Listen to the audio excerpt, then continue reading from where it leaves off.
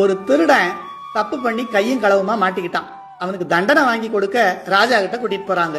ராஜா மகாலிங்க சாமியை வழிபடும் சிவனடியார்கள் மேல ரொம்ப அன்பு, பக்தி, மரியாதை எல்லாம் வச்சிருக்காருங்கிறத தெரிஞ்சுக்கிட்ட அந்த திருடன் தண்டனையிலிருந்து தப்பிக்க அடியார் வேஷம் போடுறதுதான் ஒரே வழின்னு நினைச்சு போற வழியில உள்ள சுடுகாட்டு சாம்பல்ல விழுந்து உருண்டு பிறண்டு உடம்பெல்லாம் திருநீர் பூசின மாதிரி சாம்பலை பூசிக்கிட்டான். அவனை பார்த்த வரகுண பாண்டியன் காவலர்கள் கிட்ட இந்த அடியாரை ஏன் விலங்கு மாட்டி கூட்டிட்டு வரீங்கன்னு கேட்கிறாரு.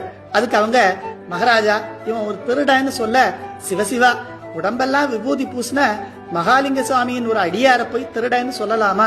கூடவே கூடாதுன்னு ராஜாவே சிம்மாசனத்திலிருந்து எழுந்து வந்து அவன் விலங்கை கழற்றி விடுதலை பண்ணினார். இதை வெள்ளை நீரு மெய்யில் கண்டு கள்ளன் மெய்யில் கட்டவைப்பித்தம்னு 11ஆம் திருமுறை திருவிடைமருதூர் மும்மணி கோவையில வரகுண பாண்டியனின் பெரிய அன்பாக பட்டினத்தார் ஒளி செய்கிறார். தண்டனையிலிருந்து தப்பிக்க வேஷம் போட்டதுக்கே இவ்வளவு நன்மைன்னா உண்மையிலேயே சிவனடியாரா இருந்தா எவ்வளவு நன்மைன்னு திருடனும் திருந்திட்டான்.